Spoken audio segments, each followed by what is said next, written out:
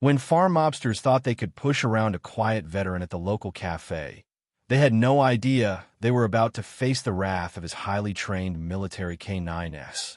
What happens when these rural thugs discover they've threatened the wrong man with a lethal set of skills and loyal four-legged partners? I still remember the exact moment my quiet life turned upside down.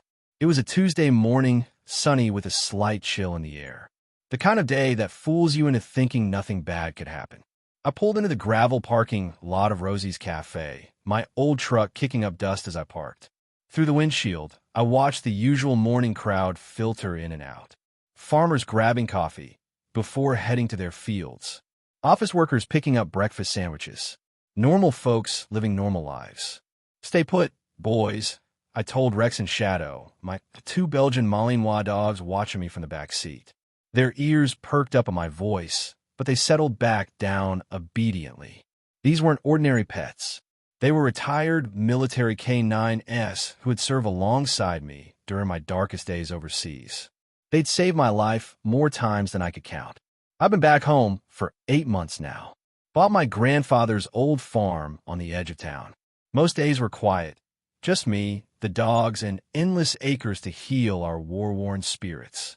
That's all I wanted. Peace and quiet. The bell above Rosie's door jingled as I walked in. Sally, the waitress who'd been serving coffee here since I was a kid, smiled warmly. "Morning, Jake." The usual. She already had a mug in hand, steam rising from fresh coffee. "Yes, ma'am." I nodded, sliding onto my regular stool at the counter. Sally was about my mom's age, with kind eyes and a no-nonsense attitude that reminded me of my drill sergeant, in a good way. The cafe smelled like bacon and maple syrup. Country music played softly from old speakers. For a moment, it felt like I'd never left, like the war was just a bad dream instead of 4 years of my life. Then the door swung open again, harder this time. The bell didn't just jingle, it slammed against the glass. The whole cafe went quiet. 3 men walked in. The one in front, a tall guy with slick back hair and a fancy leather jacket, scanned the room like he owned it. The 2 behind him were bigger, with thick necks and mean eyes. They weren't from around here. Well, the leader said, his voice carrying across the suddenly silent cafe. "Isn't this place just charming?" Sally's smile disappeared. Her hands trembled slightly as she set down my coffee. "You okay?" I asked her quietly. "That's Mac Donovan," she whispered, "and his boys Vince and Pete. They've been buying up farms all over the county. When people don't want to sell." She trailed off, looking down. I'd heard rumors since coming back. Farmers pressured to sell their land for way less than it was worth. Strange fires breaking out when they refused. But I'd kept to myself, focusing on getting my own place in order, dealing with my own demons. Mac and his goons took a booth by the window. Sally reluctantly went to take their order, her shoulders tense. I sipped my coffee, watching from the corner of my eye. I wasn't looking for trouble. Not anymore. I'd seen enough fighting to last 10 lifetimes. "What's good here, sweetheart?" Mac asked Sally, his voice dripping with fake charm. "Everything," she answered stiffly. "The special today is—" I wasn't asking about the food, Mac interrupted, grabbing her wrist. "I was asking what else you might have to offer." Sally tried to pull away, but his grip tightened. "Please let go," she said, her voice barely audible. No one moved. The other customers stared at their plates or out the windows. This wasn't the first time they'd seen this, I realized. They were scared. I thought about my dogs waiting in the truck. I thought about the promise I'd made to myself to stay out of conflicts, to live quietly. But some habits die hard. "The lady asked you to let go," I said, my voice coming out low and steady. The cafe went even more silent, if that was possible. Mac turned slowly to look at me, surprised that anyone would dare speak up. "Mind your own business, old man," he said, still gripping Sally's wrist. I wasn't old, just 32 with premature gray at my temple from stress. But I didn't correct him. Instead, I stood up, my movements deliberate. I wasn't a big guy, not like Mac's bodyguards, but I stood straight, the way years in uniform had taught me. "In this town," I said, "treating people with respect is everyone's business." Mac's eyes narrowed as he took me in. The way I stood. The faded tattoo on my forearm, my unit's emblem. the scars visible on my neck. Something changed in his expression, just a flicker of uncertainty. He released Sally's wrist, pushing her away slightly. "And who might you be?" he asked, leaning back in his booth. "Just a farmer having breakfast," I replied. "You don't look like a farmer," said one of his goons. Vince, the bigger one with a buzz cut. "You look like military." "Used to be," I admitted. "Now I'm just trying to enjoy my coffee." Max studied me for another moment, then laughed. "Well, soldier boy, you should know when you're outnumbered." He gestured around at his men. 3 against 1 aren't good odds, even for a hero. I didn't tell him that I never went anywhere truly alone anymore. That my best allies were just outside in my truck, with hearing 6 times sharper than any humans and jaws strong enough to break bones. Instead, I placed some money on the counter for my coffee. "Sally," I said, not taking my eyes off Mac, "I'll come back for breakfast later." As I turned to leave, Mac called after me. "Hey, soldier boy, what's your name? And where's this farm of yours?" I paused at the door. Giving him my information probably wasn't smart, but something told me he'd find out anyway in a town this small. "Jake Miller." I took over my grandfather's place on Route 16. Recognition dawned in his eyes. "The old Miller farm? That place is practically falling apart. You should sell while you can still get something for it." My hand tightened on the door handle. My grandfather had worked that land until the day he died. He'd left it to me, knowing someday I'd come home. "It's not for sale," I said firmly. Mac's smile didn't reach his eyes. "Everything's for sale, soldier boy, for the right price or the right pressure." As I walked out into the morning sunshine, his words hung in the air like a threat. And I wondered, after trying so hard to leave violence behind, how long it would be before I'd have to face it again. 3 days passed before they came. I spent them getting ready. I knew they'd show up eventually. Men like Mac Donovan don't take well to being challenged, especially not in front of others. Their pride gets hurt, and they need to prove they're still top dog. The morning after our run-in at the cafe, I drove into town to talk to Sally. She was nervous about speaking with me at first, eyes darting to the door every time it opened. "They've been causing trouble for months," she finally admitted, voice low as she refilled my coffee cup. "Started with buying foreclosed properties. Then they began pressuring people who were struggling, offering cash, but way below market value. And when people say no," I asked, already guessing the answer. "Accidents happen." She wiped the counter with shaking hands. "The Johnson's barn caught fire. Old man Peterson's tractor brakes failed. Could be coincidences, but you don't believe in that many coincidences," I finished for her. She shook her head. "Sheriff won't do anything. Says there's no proof. Or he's being paid to look the other way," I suggested. Sally just pressed her lips together tightly. That was answer enough. Back at the farm, I got to work. First, I walked the perimeter with Rex and Shadow, letting them get familiar with every inch of the property. They were smart dogs, understanding boundaries and threats better than most humans. I checked my security system, nothing fancy, just motion-activated lights and a few trail cameras I'd set up to watch for coyotes. Now they'd serve a different purpose. In the late afternoon, I drove into the nearby city, where nobody knew me. At a hardware store, I bought extra locks, boards for windows, and other supplies. At a specialty shop, I found what I really needed: military-grade tactical gear for my dogs.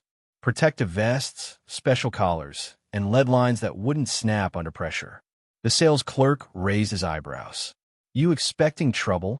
"Hope not," I answered honestly. "But I like to be prepared." That night, I couldn't sleep. The dogs sensed my unease, staying close instead of settling on their beds. Rex, the older of the two, rested his head on my knee as I sat cleaning my grandfather's old shotgun. Legally owned, never fired except at clay pigeons and the occasional snake. "Not looking for fight, boys," I told them, scratching behind Rex's ears. "But we're not going to be bullied either." Shadow, the younger dog, whined softly in response. The next day crawled by. I fixed a broken fence, checked on my small vegetable garden, and waited. By evening, I was starting to think maybe I'd overreacted. Maybe Mac was all talk. Then I heard it. Engines rumbling down my long dirt driveway. Not just one vehicle, but several. I whistled softly to Rex and Shadow, who appeared instantly at my side, alert and ready. "Easy," I commanded, moving to the window. 3 pickup trucks approached, kicking up dust clouds in the setting sun. They parked in a half circle in front of my house, headlights still on, momentarily blinding me. Car door slammed. I counted 5 men getting out. Mac was in front, flanked by his usual goons. 2 new guys hung back by the trucks. I stepped onto my porch, shotgun visible but pointed down. Not threatening, just present. Rex and Shadow stayed inside as instructed. My secret advantage if things went bad. "Evening, gentlemen," I called out, keeping my voice casual. "Something I can help you with?" Max sauntered forward, all confidence and swagger. "Just being neighborly, Miller. Thought we'd stop by and discuss business." "Not much to discuss," I replied. "My land's not for sale." "Everything has a price," Mac insisted, moving closer. I noticed Vince and Pete spreading out slightly, trying to flank me. Classic military tactic. These guys had training of some kind. "Why my farm?" I asked, genuinely curious. "There's bigger, better land around here." Max smiled thinly. "Location, Miller. Your property has the best access to the river. Perfect for our development plans." "Development?" I raised an eyebrow. "This is agricultural land. Zoning can change," he said dismissively, "with the right connections." I understood then. They weren't just buying land for farming. They had bigger plans, maybe a resort or housing development, and needed water rights. My grandfather's farm controlled nearly a mile of river frontage. "Not interested," I said firmly. "Now, unless you've got official business, I'd appreciate it if you'd leave my property." Mac's friendly facade vanished. "You're making a mistake, Miller. I've been patient because you're a veteran and all. People around here respect that. Even me." "Appreciate the sentiment," I said dryly. He stepped closer, just beyond arm's reach. "Last chance. I'm offering 30% above what this dump is worth. Cash. You can start fresh somewhere else." "This dump is my home," I told him. "It's not for sale. Not to you. Not to anyone." Max sighed dramatically. I tried being nice. He nodded to his men, who moved forward. "Things get dangerous out here in the country. Isolation can be risky. Fires happen. Equipment fails. Sometimes people get hurt with no one around to help." The threat was clear. Inside the house, I heard low growling. Rex and Shadow, sensing the tension, eager to defend. "I'm not isolated," I said calmly. "And I'm not afraid of you." Mac laughed. "You should be. 5 of us, 1 of you. Bad odds, soldier boy." I allowed myself a small smile. "I've faced worse." "We'll see." Mac turned to leave, then paused. "1 week, Miller. Think about my offer. After that, I can't guarantee your safety or the safety of your property." They climbed back into their trucks. As headlights swept across the porch, I caught a flash of metal from the passenger window of the last vehicle. A gun. Once they disappeared down the driveway, I went inside and called Sally. "They came," I told her when she answered. "Oh God," she whispered. "What are you going to do?" I looked at Rex and Shadow, now calm but vigilant, their eyes reflecting trust and readiness. These dogs had faced bombs and bullets with me. They'd tracked enemy combatants through mountains and deserts. Next to them, Mac Donovan was just another bully. "I'm going to do what I was trained to do," I said quietly. "Protect what matters." What I didn't tell Sally was that tomorrow, I planned to bring the fight to them. Mac thought he had me cornered, but he'd forgotten something important about veterans like me. We don't wait for the ambush. We set the terms of engagement. The first light of dawn hadn't even broken when I loaded Rex and Shadow into my truck. They sensed something was different today. Their bodies were tense, eyes alert, watching my every move for commands. These weren't just pets excited for a car ride. They were soldiers preparing for a mission. "We're just gathering information," I told them, more to remind myself than anything. After my visitors yesterday, I knew I needed to understand exactly what I was up against. Main Street was empty as I drove through town, most shops still dark. Only Rosie's Café showed signs of life, lights glowing warm against the blue-gray morning. I parked across the street, in the shadow of the old hardware store. "Stay," I commanded the dogs, cracking the windows just enough for fresh air. Then I settled in to watch. At exactly 6:30 a.m., a black SUV with tinted windows pulled up outside the cafe. Mac Donovan stepped out, alone this time. He straightened his expensive jacket and went inside. 15 minutes later, another car arrived. The sheriff. My jaw tightened as I watched him enter the cafe, glancing nervously over his shoulder first. Looks like Sally was right about the sheriff, I muttered. Rex whined softly from the back seat, picking up on my tension. I slid lower in my seat as more vehicles arrived over the next hour. A sleek sedan with a suit-wearing man clutching a briefcase. A truck with county government markings. By 8 a.m., 6 men had joined what was clearly a private meeting at Rosie's, which should have been busy with breakfast customers but remained suspiciously empty. My phone buzzed. A text from Sally. They booked the whole place. Told me to take the morning off, but I'm watching from the back. Be careful. I texted back. Any idea what they're discussing? 3 dots appeared, then overheard something about water rights and zoning changes. Big money involved. That confirmed my suspicions. This wasn't just about my land. Mac was orchestrating something much bigger, and he'd pulled in local officials to help. I started the truck and drove slowly past the cafe. Through the windows, I could see them gathered around pushed-together tables, papers spread out. The man in the suit was pointing at what looked like a map. Time for Phase 2, I told Rex and Shadow as we headed out of town. They sat up straighter, as if understanding. 20 minutes later, I parked on a back road near the edge of Mac's property. According to county records I'd checked online, he'd purchased this 500-acre former dairy farm just 6 months ago. Rumors said he'd paid cash. I grabbed my binoculars from under the seat. You two ready for a walk? Rex and Shadow leaped out when I opened the door, but stayed right beside me, disciplined and quiet. I attached their special tactical leashes, matte black, no reflective strips, to catch the light. Forward, I whispered, and we moved into the woods that bordered Mac's land. We stayed in the tree line, moving silently as we'd done on countless patrols overseas. The dogs were in their element, alert but controlled. When I stopped, they stopped. When I crouched, they lowered their bodies too. After 20 minutes, we reached a ridge overlooking Mac's property. What I saw made my blood run cold. This wasn't a farm anymore. Heavy equipment sat parked in neat rows, bulldozers, backhoes, cement mixers. A temporary office had been set up in trailers near the old farmhouse. Men in hard hats moved purposefully across the property. I raised my binoculars, focusing on a large sign partially covered with tarp. I could make out only part of the text. Future home of River Bend Resort and Casino. A casino, I whispered. Now it all made sense. The aggressive land purchases. The bought officials. The need for my property's river access. State laws prohibited casinos on most land, but there was a loophole for developments with significant water features. Mac needed my river frontage to qualify. Movement caught my eye. A group of men emerged from the main trailer, Mac among them. He was showing something on a tablet to 2 men in expensive suits I hadn't seen before. I adjusted my binoculars for a closer look. Suddenly Rex and Shadow tensed beside me, their bodies going rigid. Low growls rumbled in their throats. "What is it, boys?" I whispered. The answer came a moment later when a twig snapped behind us. "Don't move," said a rough voice. "Hands where I can see them."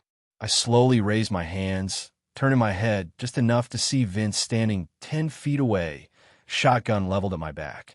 Pete stood beside him with a pistol. "Look what we found, Pete," Vince sneered. A spy. My mind raced through options. Rex and Shadow could take these 2 down in seconds. We trained for exactly this scenario. But that would cross a line I wasn't ready to cross yet. "Just taking a walk on public land," I said calmly. "With military dogs and binoculars?" Pete laughed. "Sure you were." Vince gestured with a shotgun. "Boss will want to talk to you." "Move." I gave Rex and Shadow a subtle hand signal to stay calm. They obeyed, but I could feel their muscles trembling with restraint. "The dogs stay with me," I said firmly. "Fine," Vince shrugged. "They can watch what happens to people who stick their noses where they don't belong." As they marched me down the hill toward the construction site, I caught sight of Mac watching our approach, a cruel smile spreading across his face. I'd come seeking information, but instead walked straight into a trap. And the worst part was, I'd brought Rex and Shadow into danger with me. But as Mac's men pushed me forward, I remembered something my commander once told me. sometimes you have to spring the trap to defeat the enemy. And these men had no idea what my dogs and I were capable of when truly cornered. Well, Max said, arms crossed as Vince and Pete marched me into the construction trailer. The hero farmer thinks he's a spy now. The trailer was set up as a makeshift office. Folding tables covered with blueprints and documents. A large map of the county pinned to one wall with properties highlighted in different colors. My farm was circled in red. Rex and Shadow stood perfectly still on either side of me, eyes forward, giving no indication of their training or capabilities. To anyone who didn't know better, they looked like ordinary dogs. But I could feel their energy, coiled and ready. "Just out for a morning walk," I said, keeping my voice casual. "Beautiful view from up there." "Cut the crap," Max snapped. "You were spying on us." I shrugged. "Public land. Free country." Mac nodded to his men, who stepped back outside, leaving just the three of us in the trailer. Through the window, I could see them standing guard at the door. "Let me show you something, Miller." Mac turned to the county map. "See all this green? That's what I already own. The blue is what's under contract. And the red," he tapped my property, "is the last piece I need." "For your casino," I said. His eyebrows rose slightly. "You've done your homework." Wasn't hard to figure out. Mac walked to a mini fridge, pulled out 2 water bottles, and tossed one to me. I caught it, but didn't open it. "You're smarter than I gave you credit for," he said, unscrewing his bottle. "Military intelligence." "Just a grunt with good eyes," I replied. He chuckled. "Well, your eyes have seen too much now. So let's talk business. My offer just doubled. Twice what your grandfather's dump is worth." "Still not interested." Mac's friendly facade cracked slightly. "Don't be stupid. This is happening with or without you. The zoning board votes next week. The county commissioners are on board. The water rights will be redirected." "Sounds illegal," I observed. "Sounds like progress," he countered. "This will bring jobs, tourism, tax revenue. The whole county wins. Except the farmers you forced out," I said, "and the people who want to keep living in a quiet community instead of a tourist trap." Max slammed his water bottle down, his patience clearly thinning. "I'm trying to be reasonable here. You're one man standing in the way of $100 million development. Do you really think that ends well for you?" At the sharp tone, Rex and Shadow shifted almost imperceptibly. Only I noticed their subtle change in stance. Weight forward, muscles tensing. They were reading the threat in Mac's voice, preparing to protect me. "Seems like you've got it all figured out," I said, keeping my tone even to settle the dogs. "So why do you need my land so badly? There's plenty of river access on other properties you bought." Mac hesitated just long enough to confirm my suspicion. He was hiding something. "Your section has the deepest water," he finally said. "We need it for the marina." But his eyes flicked toward the map again, to a specific spot on my property. I followed his gaze, noting it was far from the river. "What's really on my land that you want, Mac?" I pressed. He smiled tightly. "You think you're so clever. Fine, let's take a ride. I'll show you exactly why I need your worthless farm." Outside, Mac instructed Pete to drive us in the black SUV. Vince followed in a separate truck. "The dogs stay here," Mac ordered. "Then I stay too," I said firmly. We locked eyes for a long moment before he relented with a curse. "Fine, but if they make one wrong move." "They won't," I assured him, giving Rex and Shadow a hand signal to follow calmly. The SUV bounced along dirt roads until we reached the border between Mac's property and mine. He ordered Pete to stop, then turned to me. "Get out.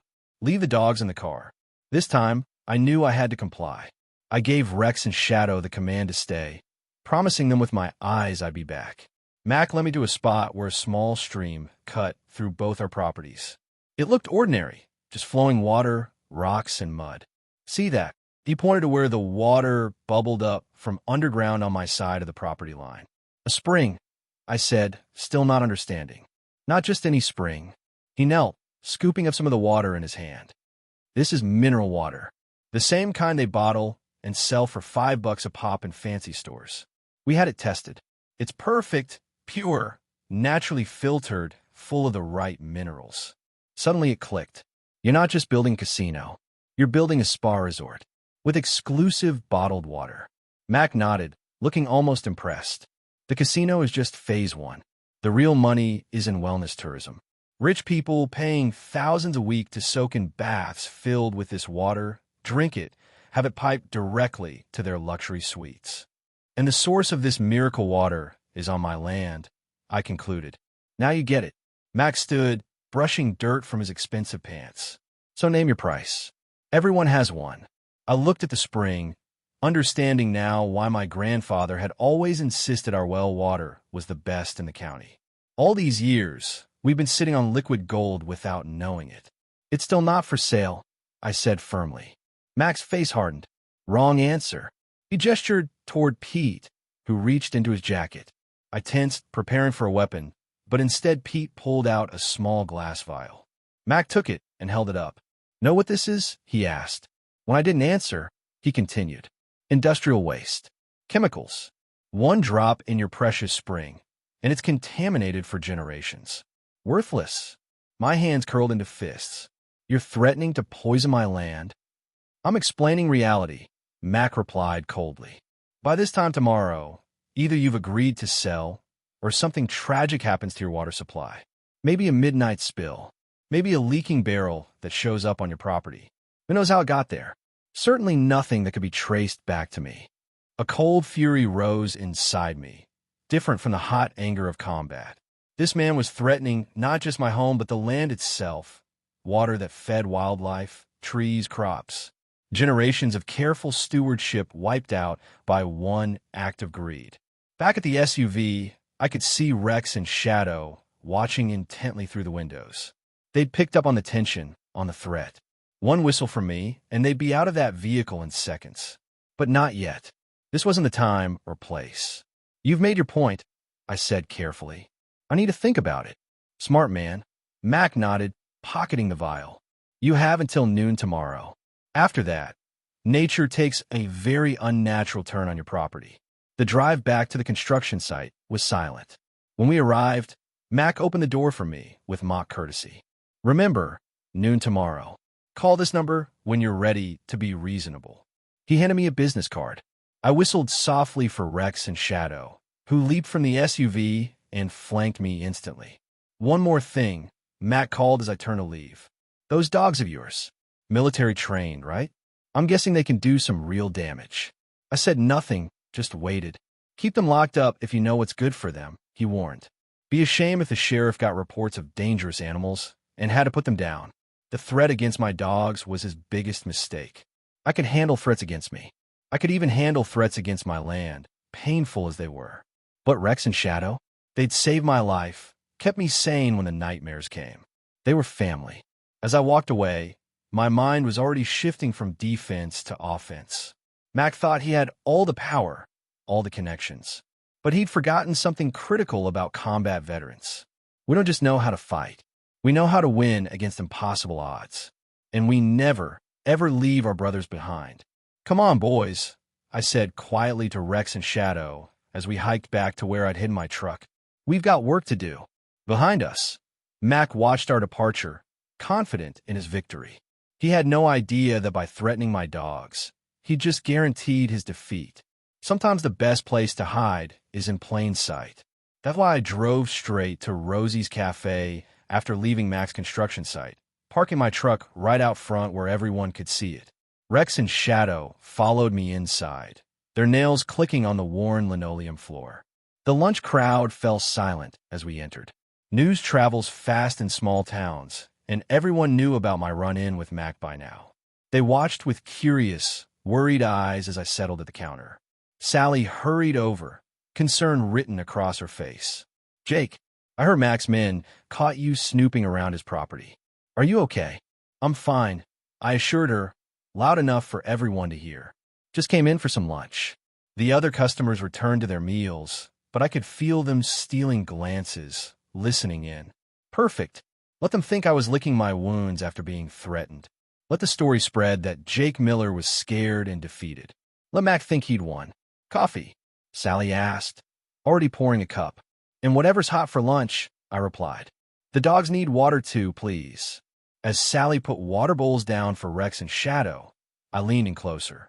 Need your help, I whispered, privately, She nodded almost imperceptibly, then moved away to help other customers. 20 minutes later, as the lunch rush wound down, she motioned me toward the back hallway near the restrooms. "What's going on?" she asked once we were alone. "Whole town's talking about how Mac's men marched you off his property at gunpoint." "That part's true enough," I admitted. "But there's more. Mac threatened to contaminate the spring on my property if I don't sell by noon tomorrow." Sally's hand flew to her mouth. "He can't do that." "He can and he will," I said grimly. "Unless I stop him." "How?" "The sheriff won't help. He's in Mac's pocket." "Not going to the sheriff," I replied, going over his head. "But I need evidence." I explained my plan. It was risky, maybe even crazy, but it was our only shot. "I need to know who else Mac's threatening," I told her. "Anyone who's sold land to him recently. I need to know if they saw or heard anything that could help us." Sally thought for a moment. "The Wilsons sold 6 months ago. Moved to Florida. But the Johnsons just sold last month, and they're still in town. Their barn fire. Everyone knew it wasn't an accident." "Perfect," I nodded. "Can you arrange a meeting?" "Tonight?" "I'll try," she promised. "But Jake." She glanced toward Rex and Shadow, who waited patiently by the hallway entrance. "Be careful. Mac's dangerous." "So am I," I said quietly. "He just doesn't know it yet." Back at my farm, I walked the property line, checking for signs of intruders. Rex and Shadow ranged ahead, their keen senses alert for anything unusual. The spring Mac had shown me bubbled peacefully, unaware of the threat hanging over it. My grandfather had loved this land, had worked it every day until his heart gave out right there in the North Field. He'd left it to me, knowing I'd treat it with the same respect he had. "Not going to let you down, Grandpa," I murmured, kneeling to touch the clear, cool water. When my phone rang, I answered immediately. "It's Sally."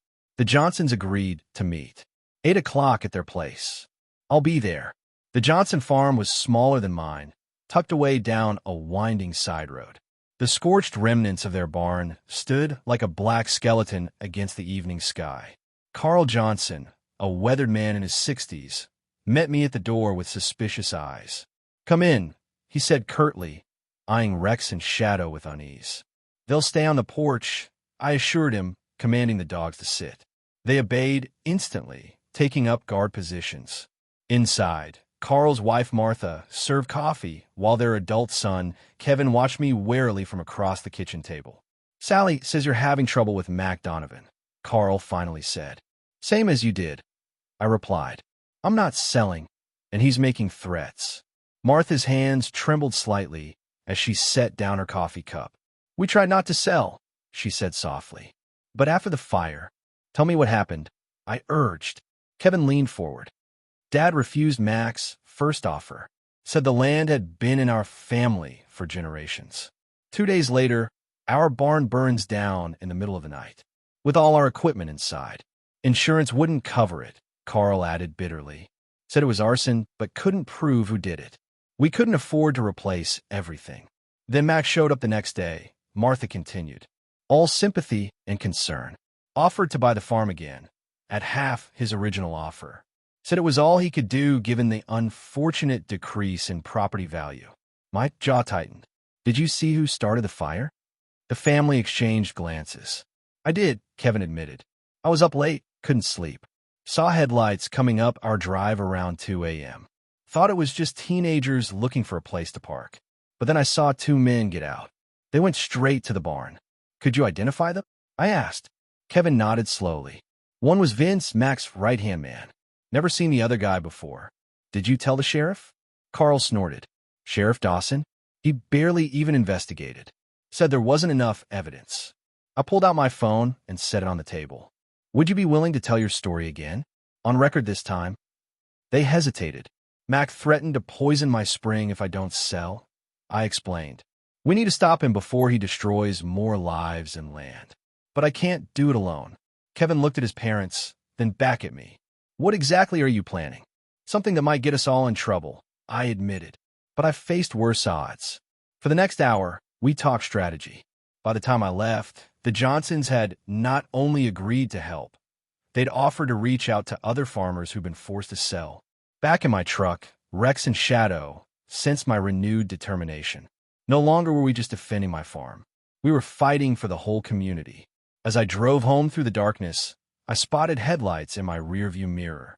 A vehicle had turned onto the road behind me, keeping its distance but definitely following.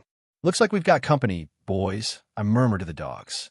Instead of turning toward my farm, I took a different route, winding through back roads I knew well.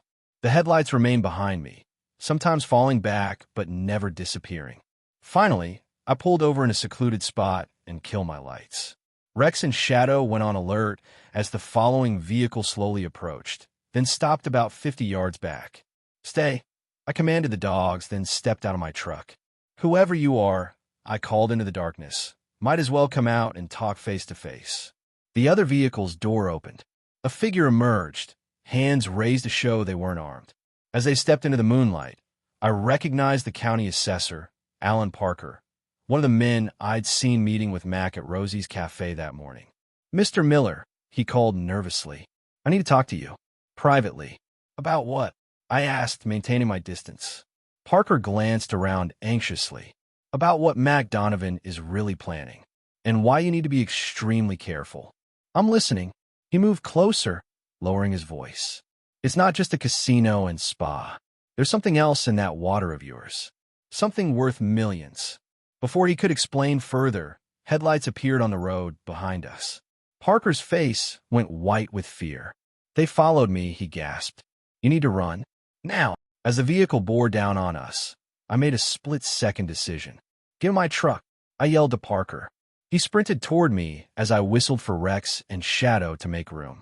The approaching vehicle accelerated, and I caught a glimpse of Vince behind the wheel, his face twisted with rage. I gunned the engine just as Parker leaped into my passenger seat. Tires squealed as we fishtailed onto the road, Vince's truck close behind. "What's in my water?" I demanded as we sped through the night. The dogs braced in the back seat. Parker clutched the dashboard as I took a sharp turn. "Lithium," he gasped. "Highest concentration in the state. Maybe the country. Worth a fortune in the battery market." The puzzle pieces fell into place. This wasn't about a casino or spa. Those were just covers for a massive mining operation. And Mac needed my land because the main deposit was directly beneath my spring. In the rearview mirror, Vince's truck was gaining. I knew these roads better than anyone, but his vehicle was faster, newer. I couldn't outrun him forever. As we approached a narrow bridge, I made a decision. "Hold on," I warned Parker. Then I swerved hard, crashing through a wooden fence and down a steep embankment toward the creek below. Water sprayed around us as my truck splashed into the shallow creek. The impact knocked the wind from my lungs, but years of military training kept my hands steady on the wheel. Behind us, Vince's headlights swept the embankment as he skidded to a stop, unable to follow our off-road escape. "Are you crazy?" Parker gasped, white-knuckled and shaking. "Probably," I agreed, carefully navigating the creek bed. Rex and Shadow had maintained perfect composure in the back, trained to stay calm under pressure. "But they can't follow us through here, and this leads right back to my property." Parker looked back nervously. "They'll be waiting for us on the road." "Not going back to the road," I said, guiding the truck deeper into the water. "There's an old logging trail that runs along this creek straight to my back 40. Nobody uses it anymore except me." 10 minutes of slow, careful driving brought us to my land. I killed the headlights and navigated by moonlight until we reached my barn. Once inside, I shut the big doors and only then turned on a small work light. Parker slumped in his seat, the adrenaline crash hitting him hard. "I shouldn't have come to you," he muttered. "If Mac finds out." "Why did you?" I asked, letting Rex and Shadow out of the truck. They shook off, then immediately began patrolling the barn perimeter, still on duty. Parker ran a trembling hand through his thinning hair. "Because what he's doing is wrong. I'm the county assessor. I'm supposed to work for the people, not help some outsiders steal their land. Yet you were at his meeting this morning," I pointed out. He looked ashamed. "He paid me to undervalue the properties he wanted. Said it was just business." Parker pulled out a flash drive from his pocket. "But then I saw these plans. The environmental impact reports they're hiding. The chemicals they'll use to extract the lithium will poison the groundwater for miles. I took the flash drive, turning it over in my hand. Why now? Why come clean? My grandkids swim in that river every summer, he said simply. Some lines you just can't cross. I studied him for a moment, then nodded. This wasn't just evidence. It was ammunition. You need to hide, I told him. Mac's men will be looking for you. And me. Where? Parker asked, panic edging back into his voice. I pulled out my phone and called Sally. She answered on the first ring. Jake, what's happening? Need another favor, I said. Got someone who needs a safe place to stay. Someone with evidence against Mac. Sally didn't hesitate. My sister's place in the next county. No one would think to look there. Perfect. We'll be there in an hour. After hanging up, I grabbed my go bag from a storage locker, old habits from deployment that had finally found use. Inside were emergency supplies, cash, and my grandfather's old service pistol, legally owned and registered. You're really prepared, Parker observed. Military training, I explained, loading the bag into the truck. Planned for every contingency. We took back roads to Sally's sister's house, watching for followers. The modest farmhouse was dark except for a single porch light. Sally met us at the door, ushering Parker inside. My sister's away visiting her daughter, she explained. He'll be safe here. I handed her the flash drive. This needs to get to the State Environmental Protection Agency and the FBI. Can you make it happen? She tucked it into her pocket. My cousin works for the state EPA office in the Capitol. I'll drive there myself tomorrow. What about you? Parker asked me. They'll be coming for you too. Let them come, I said quietly. Then, seeing Sally's alarmed expression, I added, don't worry. I won't be alone. Back at my farm, I found everything quiet. Too quiet. They were watching, waiting. I could feel it. Inside the house, I checked my security cameras. Nothing yet. But they'd come. Probably tonight. Rex and Shadow followed me room to room as I prepared. During our training overseas, we'd secured buildings, cleared rooms, protected perimeters. Now we'd use those same skills to defend our home. I placed my grandfather's shotgun near the front door, loaded but safety on, just in case. Not that I planned to use it. Despite what Mac might think, I wasn't looking to hurt anyone. But sometimes the mere presence of a weapon can prevent violence. As midnight approached, my phone buzzed with a text from an unknown number. Deal still stands until noon. Last chance. I didn't reply.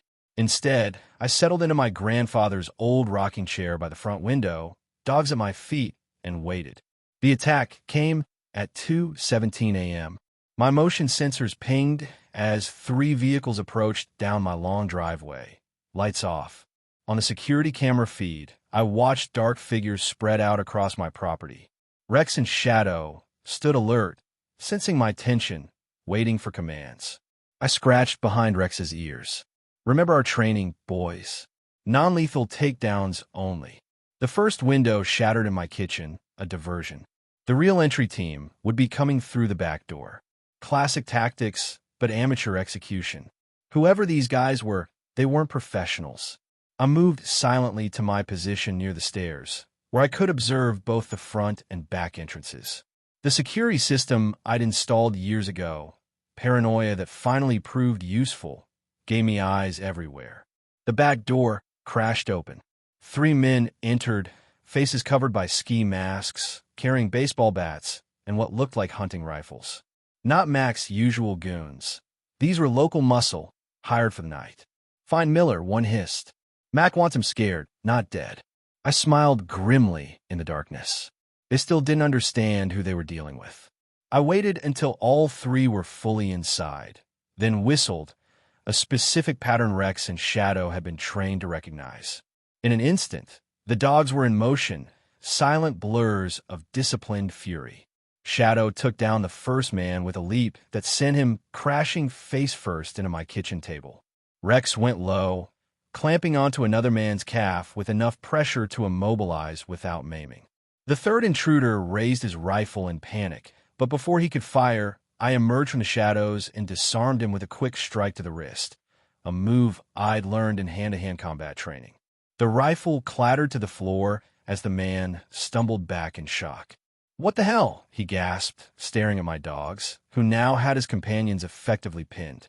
"These ain't normal dogs." "No," I agreed calmly. "They're not. And I'm not a normal farmer." Outside, car doors slammed as the remaining intruders fled, leaving their friends behind. The whole encounter had taken less than 30 seconds. I flipped on the lights, revealing 3 terrified men. I recognized one, the bartender from the local dive bar. The others were strangers, probably brought in from neighboring towns. "Here's what happens next," I told them, my voice steady as I pulled out my phone. "I'm calling the state police, not our local sheriff. You're going to tell them exactly who sent you and why. In return, I won't press charges for breaking and entering." "Mac will kill us," the bartender whimpered. "Mac won't be able to hurt anyone after tonight, I promised." "Now, who wants to talk first?" As I dialed the state police, headlights swept across my front windows. A black SUV had pulled up, and Mac himself stepped out, flanked by Vince and Pete. "Looks like the boss came to oversee the operation personally," I told my captive audience. Perfect timing. Rex and Shadow tensed, ready for new commands. But I held them steady with a small hand gesture. This confrontation needed to play out differently. I stepped onto my front porch, leaving the captured intruders inside. The morning air was cool, dawn still hours away. Max stood at the bottom of my porch steps, his face a mask of controlled rage. "I see you've met my dogs properly now," I called out. "They're very protective." Max sneered. "Enjoy your little victory while it lasts, Miller. By noon today, I'll own this place one way or another." "I know about the lithium, Mac," I said quietly. His expression flickered, surprise quickly masked. "I don't know what you're talking about." "Your environmental assessor had a crisis of conscience," I continued. "Those files are already on their way to the state capitol. By noon, it won't be me you're worried about. It'll be a team of federal investigators." Vince stepped forward, hand moving toward his jacket. "Boss, let me handle this." "I wouldn't," I warned, just as Rex and Shadow appeared silently on either side of me, their attention fixed on the threat. "Unless you want to see what military K9s are really trained to do." The night fell silent as we faced off, Mac calculating his odds, me standing my ground. Behind me, I could hear sirens in the distance, growing louder. My heart pounded as bullets cracked past my head. I sprinted across the moonlit yard, diving behind an old oak tree as another shot splintered bark inches from my face. Back at the house, I could hear shouts of pain and surprise as Rex and Shadow did what they were trained for. Their growls mixed with human yells told me they were buying me precious time. "Get those dogs!" Max screamed from somewhere in the darkness. "And find him." I had to reach the barn. Inside was my only chance to turn this around. The night air felt electric as I zigzagged between shadows, staying low like I'd been taught in combat training. Another bullet kicked up dirt at my feet. These weren't warning shots anymore. Mac had come to finish this. I reached the barn door, fumbling with the padlock with sweaty hands. A truck engine roared to life behind me. They were trying to use headlights to spot me. I finally got the lock open and slipped inside the dark barn, the familiar smell of hay and old wood greeting me. My fingers found the hidden switch under the workbench. With one click, my farm transformed. Floodlights blazed to life, illuminating every corner of my property like daylight. The men attacking my home froze in the sudden brightness, momentarily blinded and exposed. I could see 5 of them now, more than I'd expected. Mac had brought serious backup. "This is private property. Law enforcement has been notified." My pre-recorded voice boomed from speakers mounted on the house and barn. The security system I'd installed, thanks to my tech buddy from my old unit, was designed to make attackers think twice. Through the barn window, I spotted Rex and Shadow. They had 2 men pinned to the ground, their training perfect as always. The men weren't seriously hurt, just terrified and unable to move without risking a bite. But Mac wasn't so easily scared. I watched him recover quickly, shouting orders to the others as he pointed toward the barn. He'd figure out where I was. I moved deeper into the barn, past stacked hay bales to the back corner where my real contingency plan waited. I pulled away a tarp, revealing the small ham radio set. Cell signals might be jammed, but old-school radio waves could still get through. Scarecrow to home base, emergency protocol alpha, I said into the microphone, using the code Sally and I had established weeks ago. 5 hostiles, armed and dangerous. Static answered me for 3 long seconds before a voice crackled back. Home base to Scarecrow. Message received. Help is coming. Hold position. Outside, boots crunched on gravel. They were surrounding the barn. We know you're in there, soldier boy. Mac's voice called out. No dogs to save you now. I quickly checked my pockets for anything useful. Just a pocket knife and a small flashlight. Not much against shotguns and whatever else they brought. My own weapons were back in the house. A rookie mistake I wouldn't make again if I survived this night. The barn door creaked open. I ducked behind a tractor as a flashlight beam swept across the interior. Come out, come out. Wherever you are, sang one of Mac's men, his voice slurred with what smelled like whiskey courage. Boss wants to talk to you about property values. A cold laugh followed his words. I clutched the flashlight, considering my options. The radio message had gone through, but help would take time to arrive. I needed to stay alive until then. The man moved deeper into the barn, his heavy breathing giving away his position. I waited until he passed, then silently moved toward the door. If I could circle around outside, maybe I could reach Rex and Shadow. But as I reached the doorway, a shotgun barrel pressed against my back. Going somewhere? Mac asked, his voice like ice. I turned slowly, hands raised. Mac's face was a mess, deep scratches across one cheek where Shadow had clearly tagged him. Blood dripped onto his shirt collar. You should get that looked at, I said. Dog bites get infected easy. His face twisted with rage. Your mutts are being dealt with. And now it's your turn. He marched me out into the yard, shotgun jabbing between my shoulder blades. The 2 men my dogs had pinned were up now, looking battered and nervous. I couldn't see Rex or Shadow anywhere. My heart sank. Where are my dogs? I demanded. Max shoved me forward. Shut up and walk. Your dogs ran off when my boys showed them what real teeth look like. I knew it was a lie. Rex and Shadow wouldn't run. They were trained better than that. Either they were hurt or they were circling, waiting for a command. I had to believe it was the latter. Mac pushed me toward my front porch, now littered with broken glass from my shot-out windows. You know what happens to people who don't learn their lesson? He growled. They don't get second chances. He raised the shotgun to my chest. This was it. Then in the distance I heard it engines. Multiple vehicles approaching fast. Mac heard it too. His eyes flickered with uncertainty for the first time. Headlights appeared on my long driveway, bouncing wildly as trucks sped toward us. Not police cruisers, farm trucks. Big ones. What the hell? One of Mac's men shouted. The first truck skidded to a stop in my yard, and the driver's door flew open. Old Mr. Jenkins stepped out, rifle in hand. Behind him, more trucks arrived, the Millers, the Cartwrights, the Johnsons. All farmers. All armed. All looking very, very angry. Evening, Mac, called Mr. Jenkins, his voice steady despite his 70 years. Heard there might be some trouble out at the old Miller place. Mac's face drained of color as more farmers emerged from their vehicles. I counted at least 15 of them now, forming a half circle around us. This isn't your fight, Mac called back, but his voice had lost its edge. Mr. Jenkins spat on the ground. When you come after one of ours, you come after all of us. That's when I spotted Sally climbing out of the last truck, a state police officer at her side. Not the local sheriff, state police.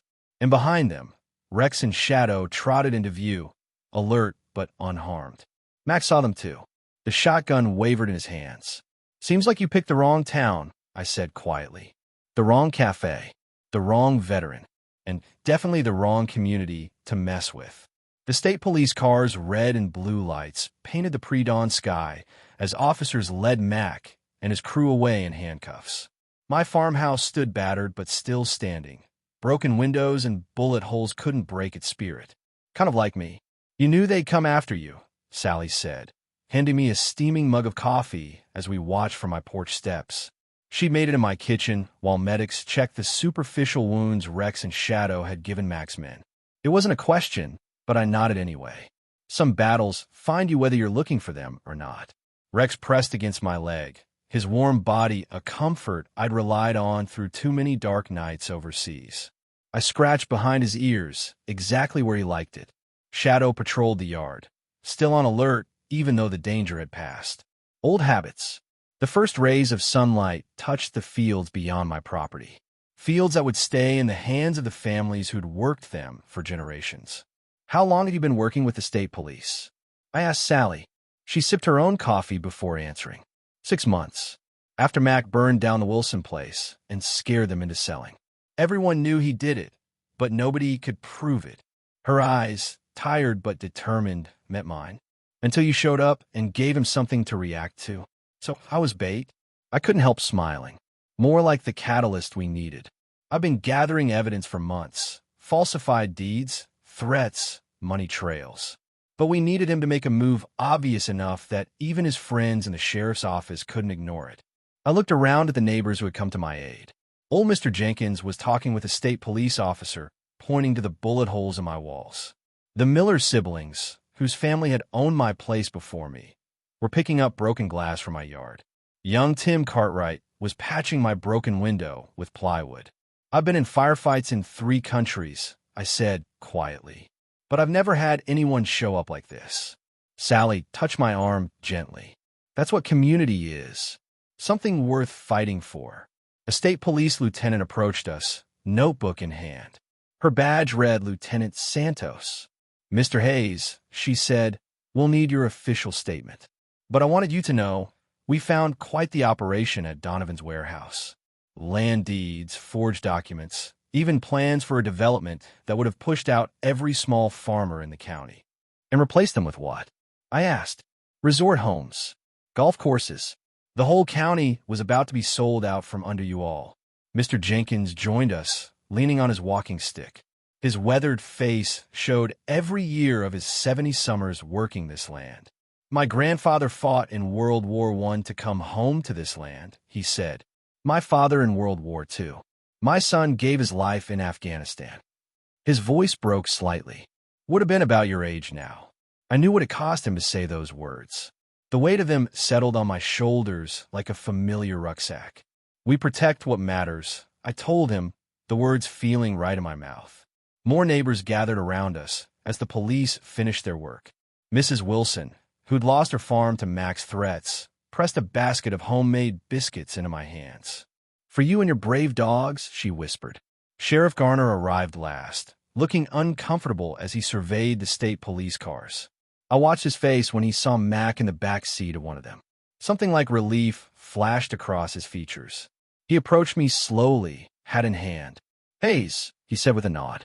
Looks like I missed something big here. Looks like, I agreed, not making it easy for him. There's been talk about Donovan for years, the sheriff continued. But without proof. He trailed off, then straightened his shoulders. Anyway, I'm glad it's over. Town can heal now. Sally gave him a look that could have frozen water. Only because someone was willing to stand up when no one else would. The sheriff had the grace to look ashamed as he walked away. By mid-morning, my house was full of people.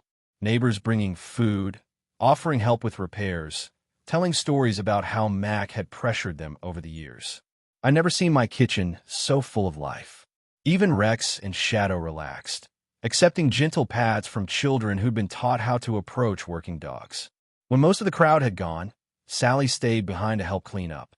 We worked side by side, washing dishes in comfortable silence. What will you do now? She finally asked. Your peaceful retirement got pretty exciting. I looked out the window at my fields waiting to be planted, at the barn that needed a new coat of paint, at the community that had shown up when it mattered most. I'm staying, I said simply. This is home now, even with all the excitement. There was something hopeful in her voice. Maybe because of it. I handed her a dried plate. First time since I left the service that I felt like I was part of something bigger than myself. She smiled, and I noticed how it reached her eyes. Town council meets Thursdays. We could use someone who knows how to plan a defense. That made me laugh, a real laugh that felt good rumbling up from my chest. Are you recruiting me, Sally? Maybe. She put down her towel and faced me. Or maybe I'm just glad you're staying. Outside, Rex and Shadow napped in the sunshine on my porch. The bullet holes in my walls would need patching. My windows would need replacing. But for the first time in years, I felt something that had been missing since my last tour ended. Purpose. I come looking for a quiet place to heal old wounds. Instead, I found a community worth fighting for and maybe, just maybe, a future worth building. Thursday works for me, I told Sally. But first, I've got a farm to fix. As if understanding my words, Rex lifted his head and gave a soft woof of agreement. Shadow's tail thumped against the porch boards. The war was finally over, and this time I had truly found my way home.